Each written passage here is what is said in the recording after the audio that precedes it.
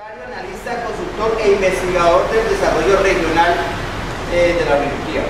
Cargos desempeñados: asesor técnico, gerencias departamentales de Antioquia y Meta, director gerente regional número 8 del Instituto Colombiano Agrícola ICA, secretario de Agricultura y Ganadería de Meta, delegado de la Presidencia de la República para el Plan Nacional de Rehabilitación, PNR, jefe de división de producción y agroindustria, Fondo DRI, director administrativo y vicerrector de recursos universitarios de la Universidad de Los Llanos, auditor general ante el CORA, jefe de unidad de los sectores agropecuarios, recursos naturales, minas y energía e infraestructura, controlar de la Contraloría General de la República.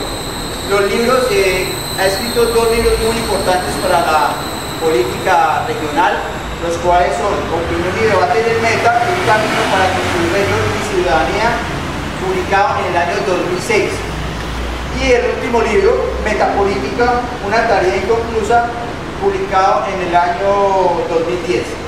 Los dejo con este gran expositor e iniciamos con Meta es la región, y nosotros, antes que ser profesionales de determinada disciplina, somos ciudadanos del Meta y por tanto debemos conocer la historia, de dónde venimos, en dónde estamos y para dónde vamos. El objetivo precisamente de lo del libro que escribí, que ustedes algunos adquirieron, y de esto que vamos a presentar, fue precisamente dar a conocer, rescatar la memoria histórica de lo que nos ha ocurrido en el pasado, de lo que nos está pasando y de lo que va a ser en futuro el destino que todos debemos construir, ¿no? Entonces, esa es la intención. Inicialmente se va a presentar el video de Metapolítica, que recoge la memoria histórica de la política del Meta, y lo otro que voy a presentar ya es de la política, pero a nivel de la región de la Orinoquia, ¿no? Entonces, inicialmente el video, esto realmente pues pretende hacer conocer lo de la importancia que tiene la política para el desarrollo regional y ante todo mirar de dónde venimos y cuál es nuestro futuro para poderlo construir entre todos. La primera intervención entonces es un video, después un PowerPoint que es sobre la historia, pero ya de la parte política, pero de toda la región de Meta, Arauca, Casanare y Chad en general. Bueno, entonces presentémoslo en el video y este PowerPoint ya se sale un poquito del Meta y ya va para la Orinoquia. Se llama Organización Político-Administrativa e Institucionalidad en la Orinoquia. ¿Sí? Ya, hagámoslo. Pero esto fue una presentación que se hizo en Los Llanos, pero para ustedes también está.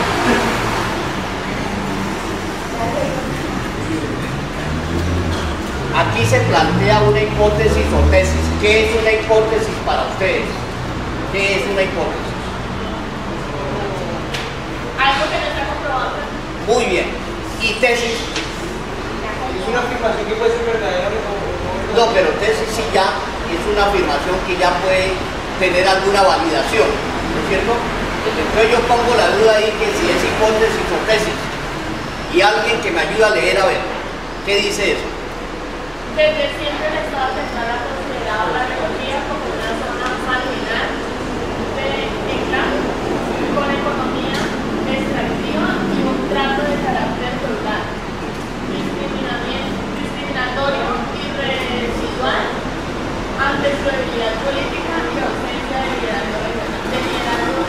¿Qué quiere decir? Que realmente nosotros desde el pasado ya se ha visto que esto era considerado un territorio nacional, antes se llamaban los territorios nacionales y eran como de reserva, y siempre el país se construyó alrededor de lo andino, o sea ya de lo que es lo del centro del país, y están las tres cordilleras, oriental, occidental, central y occidental, donde hay más población.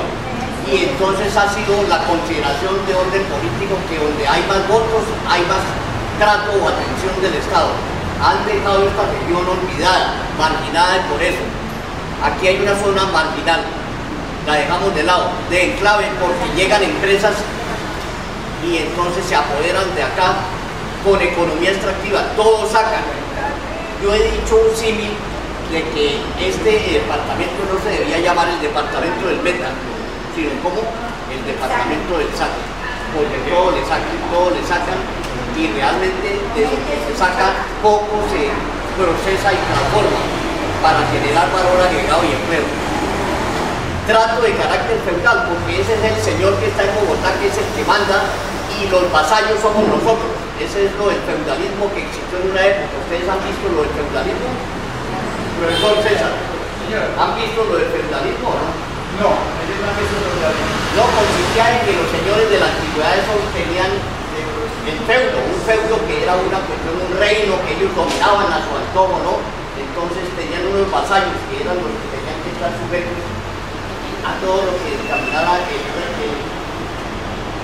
rey, llamémoslo así, porque era el que dominaba todo. Entonces aquí nos tratan también de forma feudal, discriminatoria y residual. Residual es de que lo dejamos ya de lo último que queda ya, ante la debilidad política que tenemos, porque indudablemente nosotros somos débiles políticamente, a diferencia de la costa, de la Antioquia, del Valle, de los Santanderes.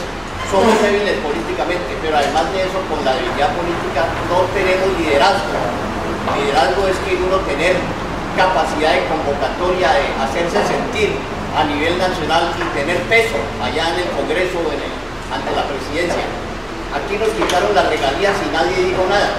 Los que hicimos la campaña en defensa de las regalías antes nos gritaban de que era a favor de los corruptos, ¿no? Y vean cómo lo que ha ocurrido. Saben que son los OCAT, se crearon los OCAT. Ahí es donde la poca plata que nos dejaron se tiene que presentar los proyectos para aprobarlos, ¿no? Y la otra plata se la llevaron. Y entonces la reparten, es que la tal mermelada, es lo que se llama la mermelada. Y tengan en cuenta que ahorita el domingo son las elecciones, ¿no? Entonces, esos son temas que tienen que ver mucho. Sigamos.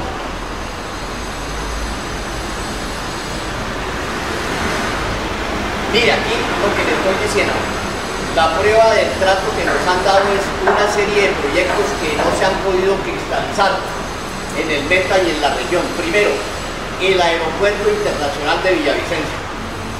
Resulta que Elías Matus Torres, uno que fue senador de la República, presentó una ley y fue aprobada. La ley es la 439 del 98, autoriza la construcción del Aeropuerto Internacional de Villavicencio. ¿Dónde está? Nada, quedó en ley y no más. Fue una frustración de las tantas que hay. Otra obra, Distrito de Riego del Ariario.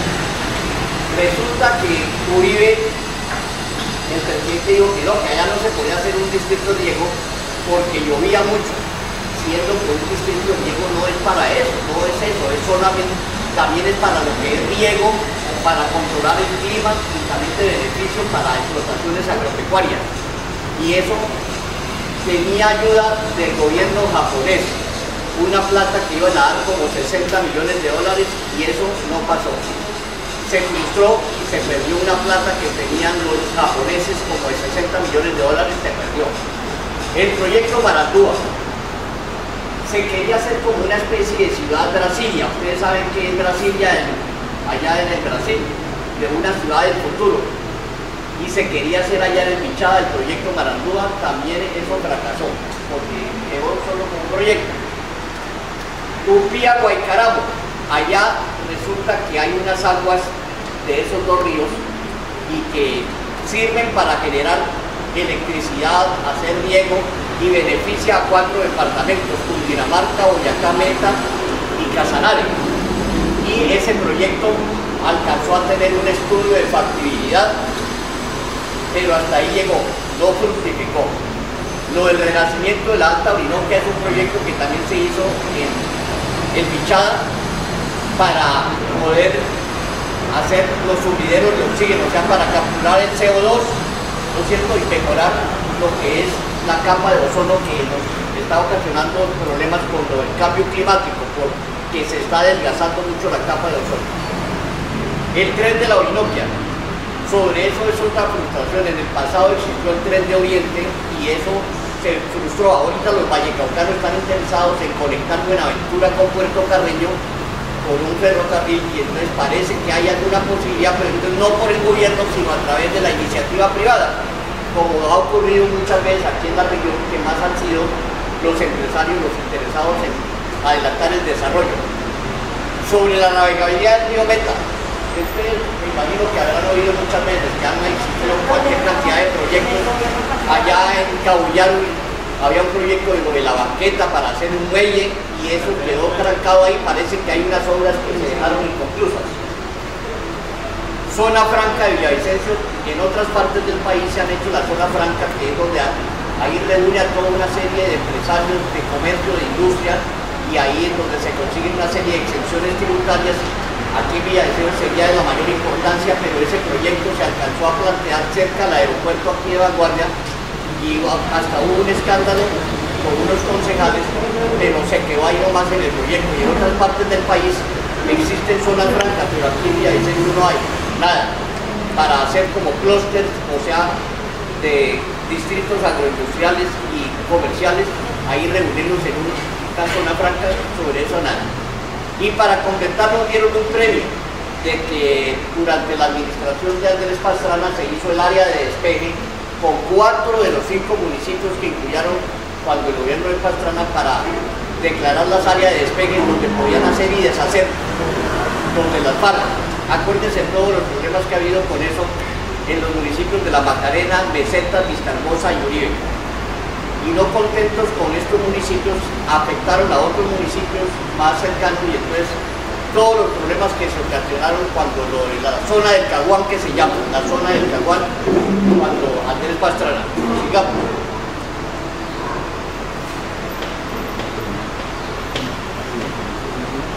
Ya entramos en materia, que este asunto es importante porque de dónde vienen los departamentos actuales: Meta, Casanare, Arauca y Vichada. El Meta, nosotros dependíamos en la antigüedad del Virreinato de la Nueva Granada y a su vez del Virreinato de la Nueva Granada dependía la provincia de Santa Fe de Bogotá, y nosotros como provincia de los Llanos dependíamos de la provincia de Santa Fe de Bogotá. Y en los siglos XVI y XVII existían los Llanos de San Martín y los Llanos del Casanare. En los Llanos de San Martín la capital era San Juan de los Llanos y en los Llanos del Casanare era Santiago de las Atalayas. Es ahora donde está lo de Cruciana, la explotación de petróleo, ¿no? Ahí más o menos en Tauramena. Era en el pasado Santiago de las Atalayas. Y sobre el Meta, ¿cómo fue su evolución? Después de los Llanos de San Martín vino el Cantón de San Martín en 1850, nosotros dependíamos del Cantón de San Martín. Después Territorio Nacional de San Martín en 1868. El Territorio Nacional de San Martín se convirtió en Territorio Nacional del Meta en 1906. Y después Intendencia Nacional del Meta en 1909. Y otra pregunta puede ser, antes de ser Departamento del Meta, ¿qué fue? Entonces ustedes contestan, Intendencia Nacional. Y después en el 60 arranca como Departamento del Meta. Eso es la historia más o menos de lo que es el Meta. Y lo del Casanare ya dijimos que después de los Llanos de Casanare, Casanare perteneció como corregimiento a Boyacá. Después fue el Territorio Nacional del Casanare. Después fue Intendencia del Casanare. Después fue Comisaría Especial del Casanare. Después Intendencia Nacional del Casanare. Y acuérdense, otra pregunta. Profesor, le estoy dando como adelantico, pero usted puede escogerla como no puede escogerla. Yo la escojo. Una pregunta es, ¿en qué año fueron creados o convertidas las intendencias y comisarías? Porque existían antes intendencias y comisarías. Fueron creadas departamentos, o sea, Arauca, Casanare, Meta, Vichada. Digo, Meta no, porque Meta fue en el 60. Arauca, Casanare, Vichada, Guaviare, Guainía y Baués. ¿En qué año fueron creados como departamentos? Pero ustedes tienen que decir en 1991 con la Constitución del 91. Esa es otra pregunta para que usted seleccione. De 1991. Porque esa es otra pregunta clave, profesor. Sí, señor. ¿Cuál es la Constitución que nos rige actualmente? La de 1991. ¿Y antes cuál teníamos? 1886, muy bien. Vean todo ese tiempo que duramos sin una nueva constitución, dependiendo de una constitución del año 86, que era toda centralista. Pero resulta que la del 91, y dice que de centralista resulta que se volvió volvió más centralista que la anterior. Ahora es peor, porque toda la planta desde Bogotá la maneja. Sigamos. Hay que darle, pero así, común y corriente. 1886. Sí, la anterior constitución. 1886. 86. Arauca y Bichada, ¿qué era? Primero dependía Arauca de la provincia del Casanare. Perdón. Después dependía del estado de Boyacá. Ah, pero es que esta provincia de Casanare también dependía de Boyacá. Y en el 56 sigue dependiendo del estado de Boyacá. En 1911, ¿por qué se llama La Verdera? Resulta que un señor, en vista del inconformismo que había allá en Arauca por el trato que le daban a nivel central, un señor Luis Felipe Laverde, por eso se llama La Verdera, provocó una insurrección allá de la gente que se rebelaron. Entonces el gobierno nacional tuvo que crear la comisaría especial de Arauca. Y después en 1900, y entonces nombraron a una persona desde Bogotá, la nombraron, y la gente entonces estaba inconforme por el trato que les daba. Entonces surgió otro señor, Humberto Gómez, que también se levantó, y ese fue peor porque él dijo, no, se declara la República de Arauca, el señor Humberto Gómez, por eso se llama aquí la Laverdera, porque esto es del señor Laverde, y este Humbertera es del señor Humberto Gómez, que se rebeló y provocaron una rebelión allá solicitando, y duró un poco de tiempo como República de Arauca. Más aún, ellos se contactaron con los venezolanos y trataron de separarse con Arauca, con Casanare de Colombia, pero eso no duró mucho porque fue resuelto por el Estado Central, que siempre llega a arregla a la gente para darles contentillo. Perdón, Rubén. Ahí es donde viene la interlocución, la ponencia del finado, como se dice, señor Chávez de Venezuela. ¿Es de ahí donde dicen que la parte de la Orinoquía era de Venezuela y se la devolvieron? ¿O? Hombre, ahí en parte dicen, pero eso es en parte cierto y en parte no es cierto. Porque no era, sino que realmente Casanare y Arauca, ellos trataron de anexarse a Venezuela. Trataron de anexarse. Porque la centralización del poder hizo que ellos los rezagaron. Estaban inconformes. Ah, ok. Es que la Orinoquia, dentro de eso que yo hablé, realmente nosotros pusimos el mayor aporte de la independencia, lo pusieron los llaneros. Resulta que ustedes saben que en el pantano de Vargas, ¿quiénes resolvieron la victoria? Los lanceros llaneros. Los lanceros. ¿Se acuerdan? Pantano de Vargas. ¿Cómo llamaba el señor? José Antonio Rondón y los lanceros, entre ellos el famoso Inocencio Chiscá. ¿Sí? Entonces estaba perdida la batalla, ¿no? Y en el pantano de Vargas decidieron los llaneros y decidieron la libertad, la independencia, ¿no?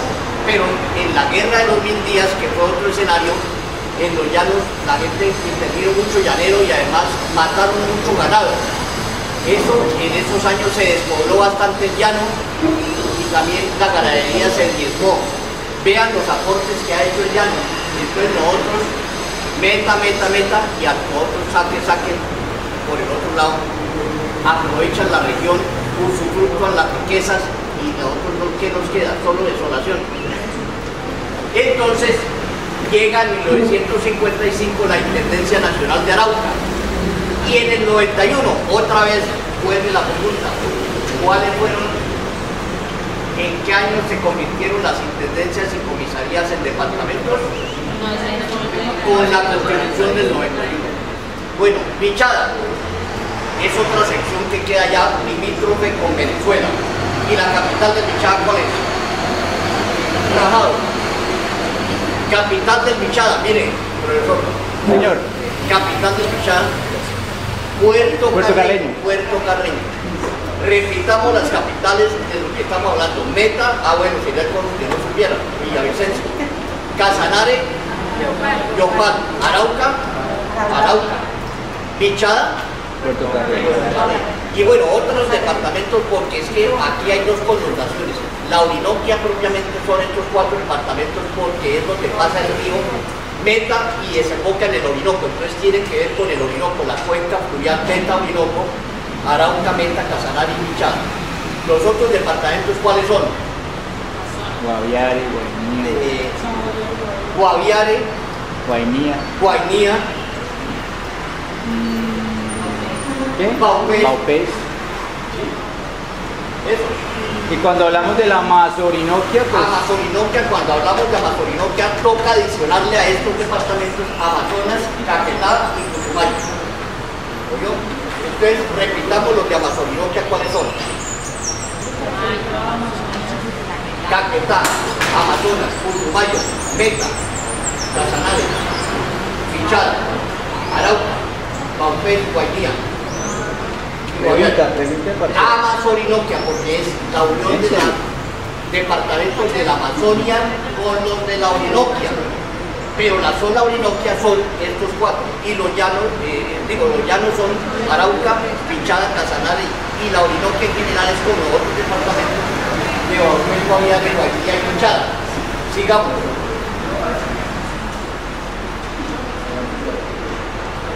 No sé, no. Miren, evolución electoral. Resulta que nosotros tenemos una cosa es la organización político-administrativa como departamentos, intendencia, como vimos anterior, y la otra es como la parte electoral para hacer las elecciones, cómo es la organización. Primero, la circunscripción electoral del Meta. Se elegían senadores antes aquí. Otra pregunta, profesor. Antes de la Constitución del 91, ¿qué pasaba con los senadores? Y después de la Constitución del 91, ¿qué pasa con los senadores? Una pregunta. Es que resulta que la Constitución del 91 decidió que la votación o la elección de los senadores antes se hacían en los propios departamentos.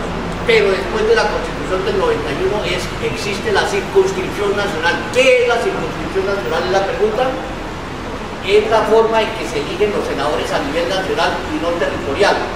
O sea que nosotros aquí tenemos que someternos a que uno de Boyacá venga, el de la costa venga, el del Atlántico venga, el de Santander venga, Nariño, así. Se puede votar por cualquier senador de todo el país.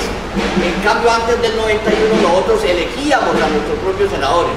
Miren, elegían senadores por la intendencia del Meta, Intendencia de Arauca, comisarías del Guaviare, de Guainía, Baupés y Vichada por el decreto 051 del 58, o sea que podíamos elegir senadores por nosotros mismos.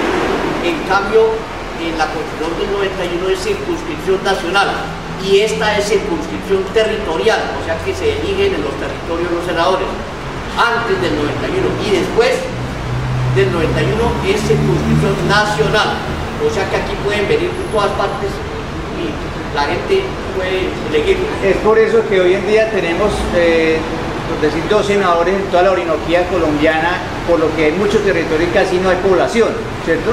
Bueno, ¿podríamos decir eso? Resulta eso que dice el profesor César, solo 2 senadores de la Orinoquia, ¿sí? Que son Marisa Martínez y Nora Tobar, que salió por el Centro Democrático. ¿Ve? Y resulta que aquí votan por senadores de otras partes y entonces nos falta identidad y pertenencia porque la gente tiene que votar por los de acá, pero aunque dicen que no sirve y vaina, pero ¿cuándo van a servir si no los elegimos? Los que vienen de fuera no les importa. ¿Por qué? Porque el que viene de afuera tiene que cumplirle a los de su departamento, por ejemplo al que es de Boyacá tiene que cumplirle, si no puede cumplirle a los de Boyacá o al de la costa que es de la costa o al de Nariño, mucho menos le va a cumplir aquí a los del Meta que vino solamente por elecciones y con una gravedad de que la circunscripción nacional ha sido objeto de corrupción porque vienen y pagan a gente que se prestan para que les hagan campaña a uno de Nariño, al de Cauca, a Santander, les dan plata a senadores o a gente de la región para que les hagan campaña, hacen una sede, inauguran una sede y hacen campaña y obtienen unos votos, pero esos votos sumando la última votación, menos mal que ya disminuyó la votación por los de afuera, fue como un 30-40%, pero antes el 70% de la gente de aquí votaba por senadores de afuera, entonces eso sí es grave. porque se puede decir que sí no sirve, pero entonces ¿cómo hacemos? Al menos el que está aquí podemos controlarlo, decirle, exigirle, pero el que viene esporádicamente, escasamente viene, hace sus reuniones, saca sus votos y se perdió, no vuelve. Existía otra circunscripción, la circunscripción electoral de Arauca, ahí se elegían representantes a la Cámara, ¿sí? Integrada por Intendencia de Arauca, Comisarías de Guardia, Baupés y Vichada, por el acto legislativo 01 del 68. Casanare dependía de la circunscripción electoral de Boyacá, no de aquí de la Orinoquia. Y a partir del 91, lo que les dije, existe la circunscripción nacional para el Senado y se eligen 2 representantes a la Cámara por cada departamento. Pero ahí hay un problema, que nosotros nos están teniendo en cuenta el censo del año 85, o sea, casi 30 años, porque no han aprobado los censos del 93 y del año 2005. Y entonces, en el año 85, nosotros, la población que teníamos no nos daba sino para 3 representantes a la Cámara que tenemos actualmente. Si se tuviera en cuenta los censos nuevos, podríamos tener 5 representantes, porque ya Almendra tiene casi 1 millón de habitantes. Bueno, sigamos. Ahí hay varias preguntas, profesor. No, ya aquí lo estoy viendo. Tómelo. Sobre la parte institucional, ¿en qué consiste? Porque toca diferenciar las cosas. Vean todo lo que hemos dicho. La institucional quiere decir que existen instituciones que son las que se encargan del manejo político administrativo en las respectivas regiones. Eso es la institucionalidad, viene de instituciones. Y entonces, en el año 68, toda esta región dependía de la Dirección de Territorios Nacionales, que era una dependencia del Ministerio de Gobierno. En el año 75 se crea DAINCO. Otra pregunta, ¿qué era DAINCO? El Departamento Administrativo de Intendencias y Comisarías, que en el decreto 1925 se creó en el año 75 y reunía a todas las intendencias y comisarías. En el año 77, la Asociación de Departamentos e Intendencias del Oriente Colombiano, la ADIOR. Ahí, además de Casanare y el Meta y Arauca, estaban Santander y Norte de Santander, pero entonces ya le metían de otras regiones. Y en el año 85, otra pregunta, Corpes de la Orinoquia. ¿Qué es el Corpes? La región administrativa, ¿no? La región de planificación de la Orinoquia. Eso existió hasta el año 2000 aproximadamente. Se creó el Corpes de la Orinoquia. Era para planificar el desarrollo, la organización de estos departamentos e intendencias. Ahora sacaron por bloques la Orinoquia. ¿Cómo se llaman esos bloques? Eso se llaman lo que son las regiones. Sí, bloque de la Orinoquia, pues no sé cómo se llama exactamente, pero está Vichada, Casanare, Meta y... La nueva ley de ordenamiento territorial prevé la construcción de RGP, regiones de gestión y planificación, ¿no? Pero eso está para desarrollar, porque solo es un proyecto de una ley. Pero la región, hay que recordar, en la Constitución dice, ¿han visto Constitución aquí? No, conmigo no, ellos no han visto políticos.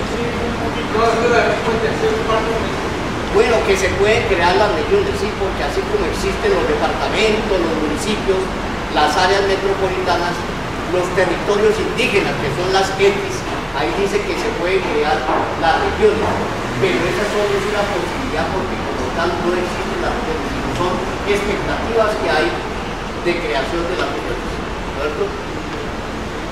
Y en el año 91, les reitero la pregunta que les van a hacer. Las intendencias y comisarías son transformadas en departamentos por la Constitución del 91. Ya he insistido en esa pregunta, que es clave, pero el profesor puede tomar la que se puede tomar. Siga. Anótela mejor. ¿Qué instituciones hay en la región? Las CARS. ¿Quién me dice que son las CARS?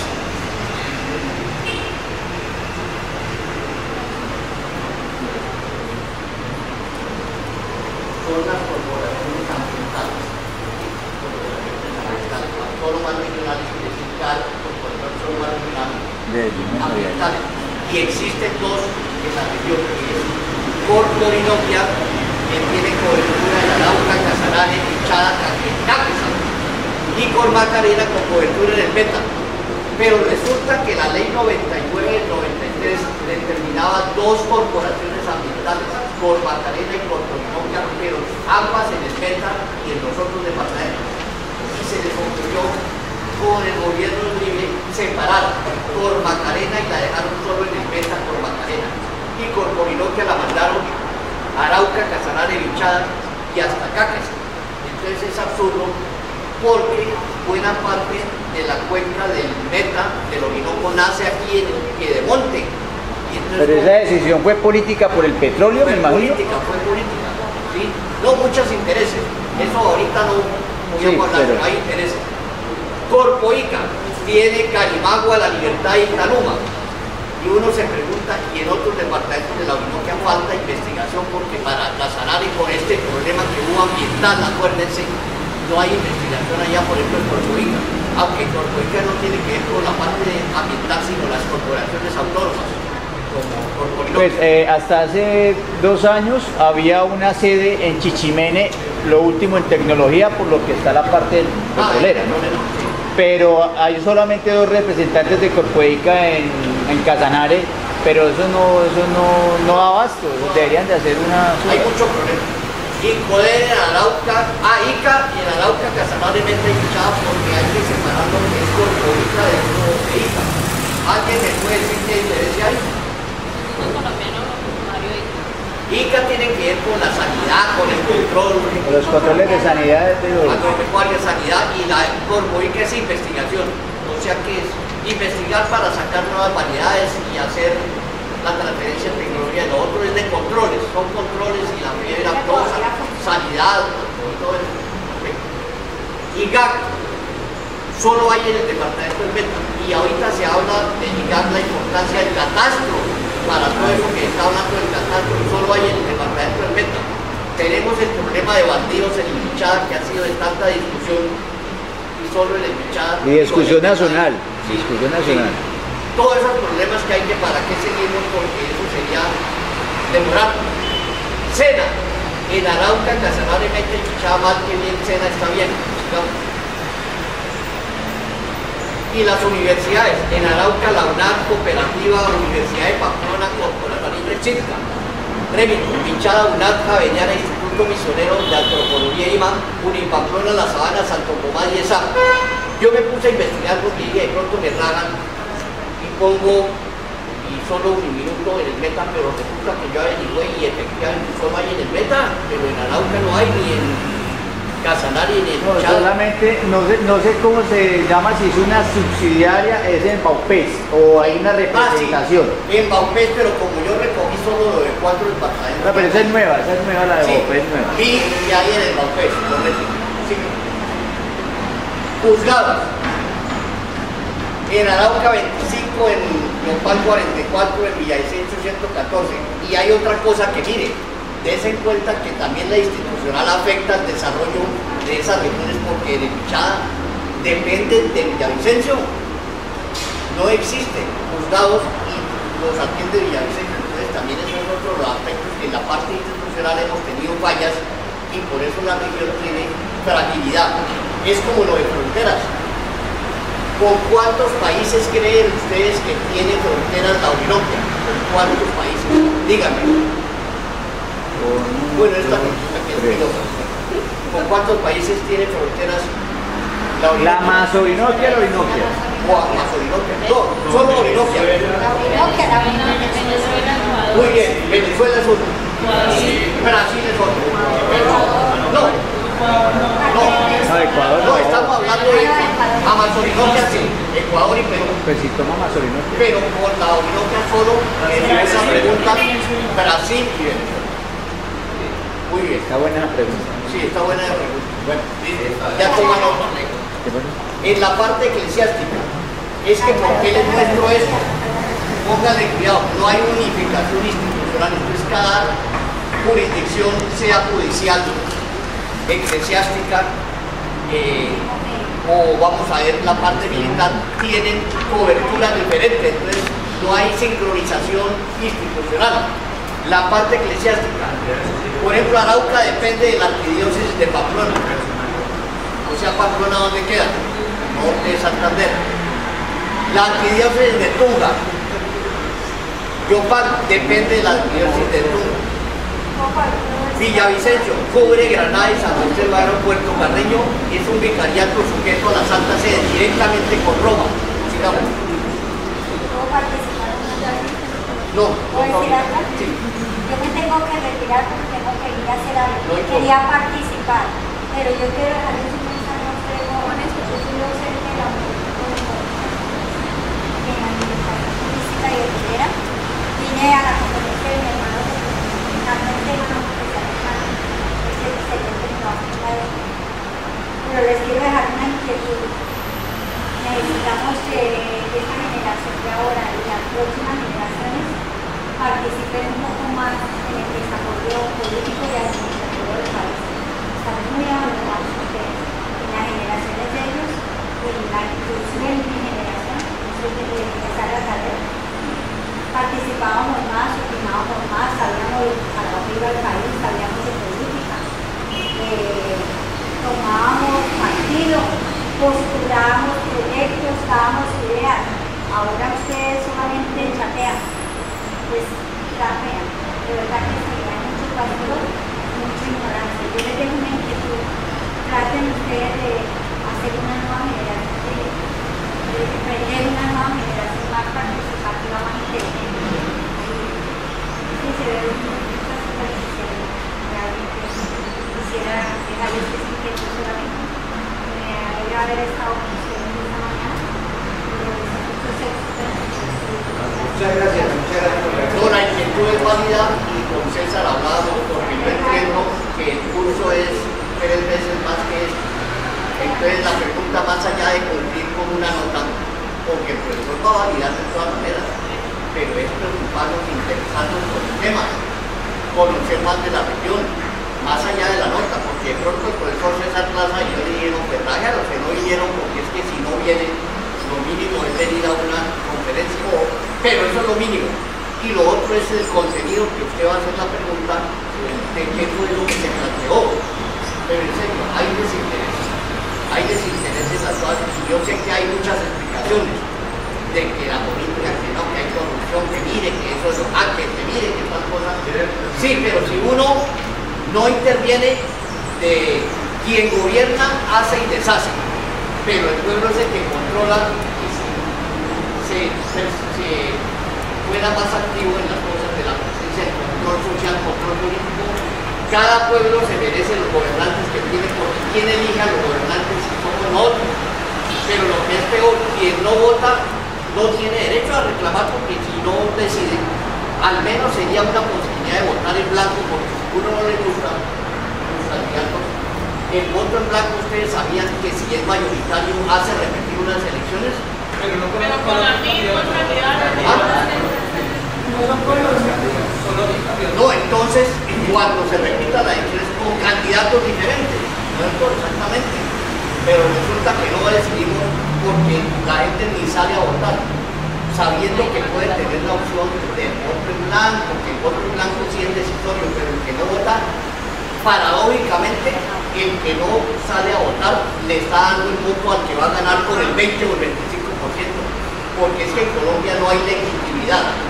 La legitimidad consiste en que la mayoría decide en una elección, pero aquí es la mayoría, y la gran mayoría, por marginarse, no deciden la suerte del país, y después nos quejamos, porque si nos quejamos, eso sí. Bueno, seguimos. Sobre el ejército, también hay diferencias en la cobertura. El Meta tiene en el ejército la 4ª división, que Meta, Guaviare, parte del Baupés con sede en Villavicencio. Arauca, Casanare, Arauca y Vichada con sede en Yopal. La policía, mire, venimos a lo mismo, que no hay relación con la llaneridad, no influye de que dependa de Arauca aquí, porque dependen allá de Cúcuta. Y Casanare, Meta y Vichada dependen de la región de policía número 7 con sede en Villavicencio. Seguimos.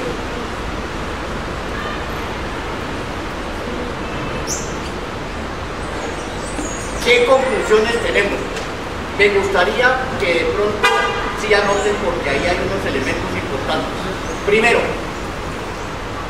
la Orinoquia carece de representatividad política y por ende peso e incidencia a nivel nacional.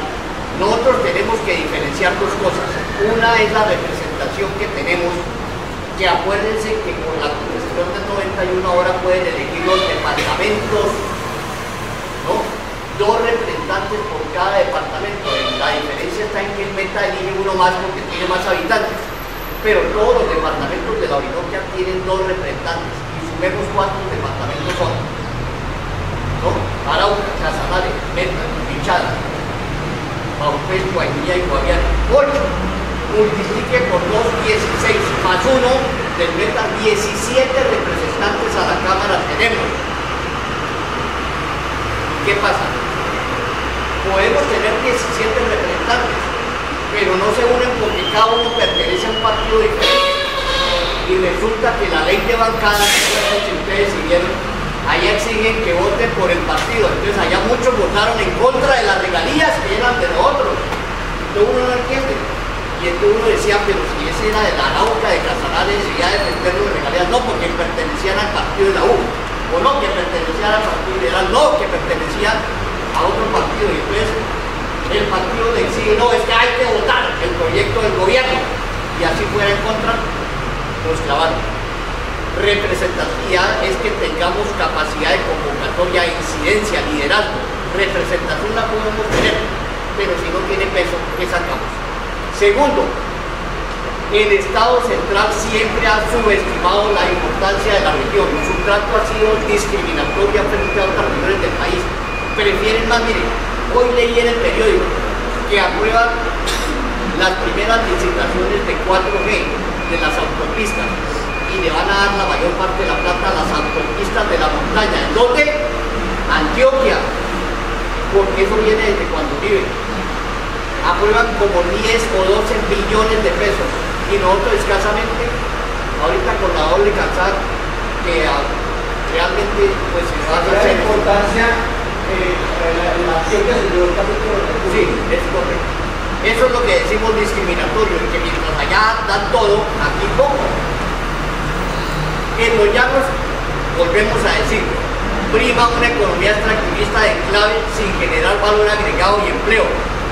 Producimos, pero no procesamos y transformamos. Cuando solamente hay producción, todo lo se lleva. El plátano se lleva, el arroz se lleva. La leche pasa una vaina curiosa. Aquí se llevan la leche y nos la devuelven con las bolsas que compramos en alquería, polanta, todo eso, siendo que debía procesarse aquí, empacar la leche y todo eso, y aquí no. Eso generaría empleo porque se crean industrias, entonces ahí hay empleo.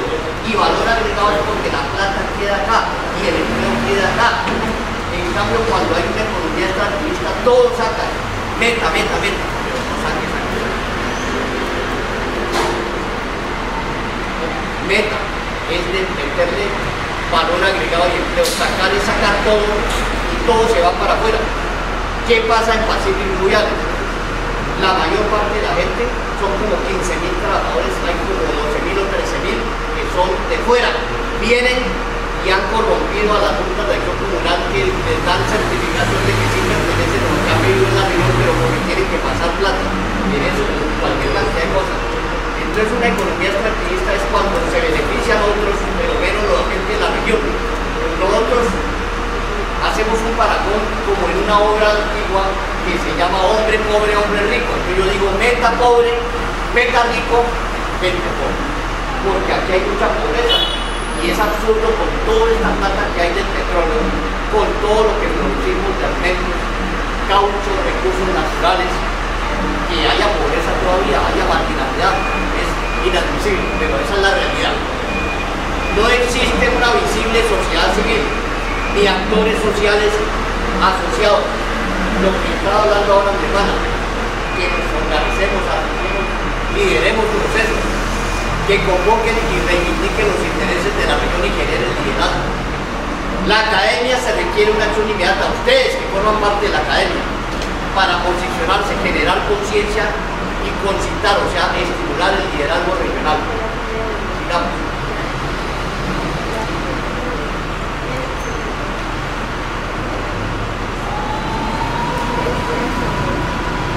Una reflexión final, que las dinámicas que se han dado en el territorio ya sobrepasan la organización que tenemos, porque nosotros nos aplican todo lo que es de la parte andina. Aquí son condiciones diferentes, ¿no? Esto es muy contrario a los intereses y expectativas, y se requieren nuevos modelos y estrategias endógenas. Endógenas es de nosotros mismos, que salgan de aquí, y no exógenas que sean desde Bogotá, porque el Departamento Nacional de Planeación aquí pone el modelo de desarrollo, pero la gente no interviene aquí, los indígenas, en el COMPES de la triángulo que se lanzó se desconoció a las indígenas, a la academia, se desconoció la condición de fronteras, ahí no se menciona nada de fronteras, y nosotros tenemos con Venezuela y Brasil. Otra pregunta, ¿qué fronteras? Bueno, con resistencia, creatividad y decisión soportada en una visión regional de desarrollo sostenible.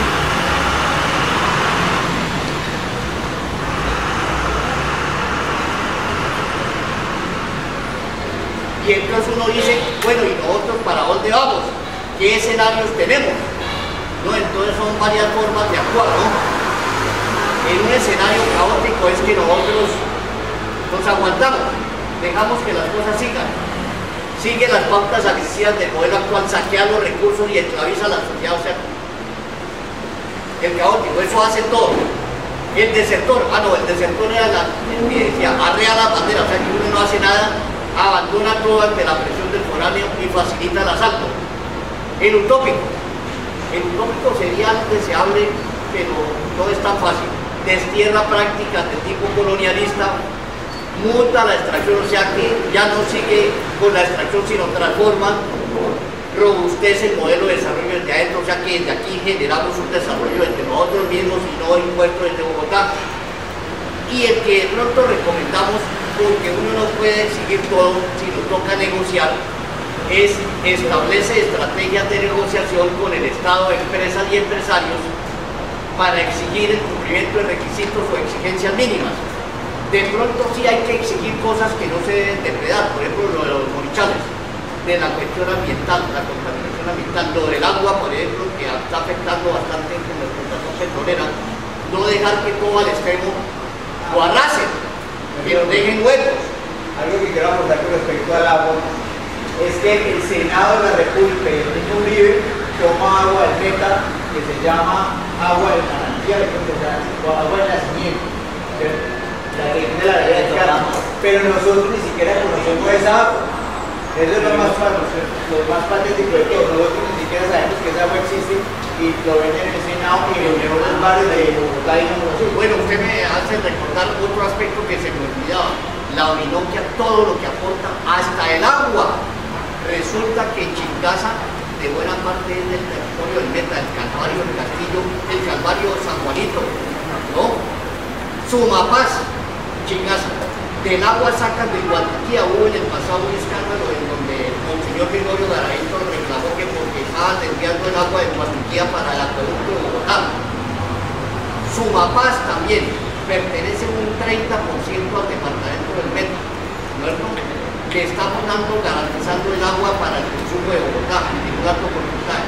Y aquí tenemos varias reservas naturales. Miren, la Macarena, una, los Picachos, Tinico, y tenemos en el Pichada nada menos que el Tuparro, y en el Baupés y Guaviare la serranía Chiribiquete, que ahora se declaró reserva. Hay muchas reservas de biodiversidad de aguas y todas las que son de reservas, a diferencia de otros países que están en la Orinoquia y la Amazonía, pero desafortunadamente dan licencias ambientales para explotación minero-energética, y ahí es donde tenemos el problema, que la gente está reaccionando en todos esos municipios. Han visto lo de la consulta popular, se ganó la consulta en Tangamena de que estaban en contra de la explotación petrolera, pero ya quieren desconocerla. ¿Cómo es eso? El democrático, bueno, que es el que más recomendamos, el democrático, porque quiere decir que uno echa pulso y hace concertación, negocia y dice, bueno, tal cosa aceptamos, pero tal otra no, porque nos afecta tanto. porque los otros escenarios, de pronto, unos no nos convienen y otros porque sacamos la mano en definitiva, y el otro es como muy utópico, porque no podemos exigir todo. Y como alguien decía, de que agua sí, petróleo no. Yo conjugo mejor y digo agua sí y petróleo sí, porque lo importante es que el petróleo respete lo que son las áreas críticas, que el petróleo se explote donde se pueda explotar, pero no nos metan en el pie de monte del petróleo porque nos daña las reservas hídricas que surten los acueductos de los municipios. Ahí es donde debemos reconocer que esa negociación se debe hacer, siendo realista, pragmático, porque nunca se va a acabar por parte del Estado lo que es la explotación petrolera, porque esa es la famosa locomotora mineroenergética, que es lo que basa en toda la planta que recibe el país. Pero ¿quién se perjudica? Puerto Gaitán. No han leído todo lo que han de sismos que han ocurrido, como 300 y pico sismos que lo de el área sísmica y ha detectado eso. ¿No? Es que el petróleo viene siendo como la sangre del petróleo. Yo pensaría eso. Es que pongámosle lógica, si sacan el petróleo, entonces lo del petróleo que van sacando y que tienen que reinyectarle agua a la sísmica, eso allá crea un vacío, entonces eso tienen que acomodar las placas tectónicas y entonces por eso produce esos movimientos bruscos, ¿no? Porque al sacar uno de una cosa que saca, pues queda un espacio expuesto, ¿no? Entonces ahí es donde viene el problema. Hay que ponerle lógica a esto también, de que se desocupa de un líquido que estaba, lo sacamos y entonces eso crea un desequilibrio de unas placas tectónicas que son las que nos rigen en la parte geológica. Bueno, ¿qué futuro tenemos? Pregunta fija. Según la exposición de... Mire, estos escenarios me parecen importantes. Una pregunta podría ser, dentro de lo que tenemos en la Orinoquia, ¿qué escenario usted visualiza como el más realista? Ya dijimos, repito, ¿cuáles son? Hay unas organizaciones... Caótico, del sector, utópico y democrático. Hay unas entidades educativas que ven sociedad del futuro. Nosotros en el futuro tenemos que es muy importante saber cuál va a ser el futuro de nosotros, cuál va a ser el verdadero futuro de la Orinoquia colombiana, porque después que ustedes, pues, me imagino que se van a ir a estudiar o a seguir estudiando y van a volver aquí a aportar y no va a haber fuga de cerebro, porque claramente en otros países, pues de pronto les va a tocar volver por los recursos naturales. Entonces, ahí es donde está el futuro de ustedes aquí. ¿Qué futuro piensan tener? Sigamos. ¿Qué hacer entonces? Miren, ahí es donde se hacen unas recomendaciones, pero uno no va como las fórmulas entre medio. No, tampoco, porque son cosas sugerencias que se hacen. Hay que mantener el inconformismo y la resistencia proactiva, o sea que uno se resiste pero planteando propuestas. Eso quiere decir resistencia proactiva. La resistencia no es por ahí uno ponerse a hablar en los cafés, en las heladerías, que esto es político, pero yo qué hago para que ellos no sigan actuando de la forma. ¿Qué actividad hice fuera de quejarme? Solo quejarme, quedo yo, me lloro nomás. Es cómo me organizo, cómo me asocio, cómo voy a resolver la situación de mi región, ¿no? Asociándome, creando grupos de interés, de participativos, proactivos en generar una empresa, el emprendimiento, por ejemplo, haciendo algo por la región, pero no, nos quedamos solo en la protesta, en la chingadera y no más. Opinión, debate y acciones en diferentes escenarios. Yo he visto muchos muchachos de comunicación social que han generado, por ejemplo, La Pluma. Veo, el hombre se puso la fila y hizo su página ahí, su periódico. Otros crean página virtual. No, yo veo otros que Jenny Rivera, que esta Rivera, ¿cómo es? Hizo lo de la bicicleta, ¿no? Y así cosas que se hacen. Los caminantes. Bici navegante. Y así, cositas que se pueden hacer. Pero ser protagonista siempre en el camino, pero no seguir así sin hacer nada, y todo como criticando, pero no siendo proactivo. Crear conciencia y apoyo en la academia regional con los actores sociales. y formulando proyectos que resuelvan problemáticas locales. Hay problemáticas en donde la academia debe actuar. Creando conciencia con unos estudios de casos en un barrio, generando alguna actividad dentro de su actividad de comunicación social. Ahora, nosotros nos quejamos de que porque todo depende del gobierno nacional, ¿no? El centralismo que nos tiene fregados. ¿Por qué no protocolizamos alianzas estratégicas con la nación, otras entidades territoriales y aún fronterizas? Hay los contratos claros, los convenios claros de las leyes 1450, que quiere decir que tenemos que asociarnos con otros departamentos y que cada uno pone plata y así hacemos un proyecto determinado. Con Bogotá podemos hacer un convenio, y ya existe Bogotá sin hambre, para ver cómo le damos alimentos a Bogotá. Y ahí se hacen alianzas, ¿no?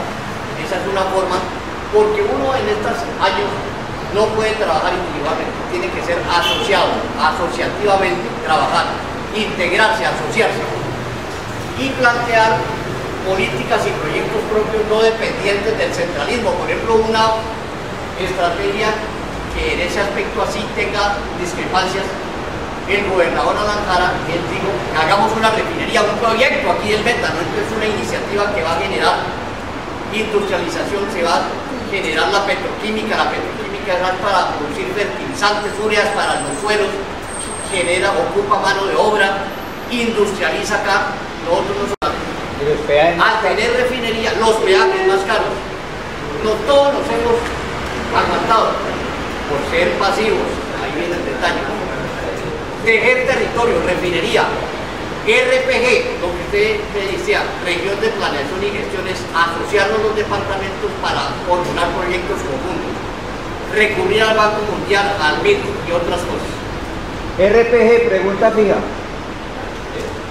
Porque es que hay dos RPG, creo que dos o tres. O sea, el de la Orinoquia, hay que averiguarlo. Ustedes ya saben que tienen que hacer una tarea de asamblea. Bueno, usted ya pone las tareas. Ustedes lo ponen, pero entonces RPG, pregunta fija. Bueno, sí. Otra. Y mire, viene este mensaje que yo lo tomé de un graffiti que hay por la vía Puerto López, es: no olvides hacer cada día algo por tus sueños. Sigue tus metas, cumple tus sueños, pero no te olvides de quién eres ni de dónde vienes. ¿Ya? Y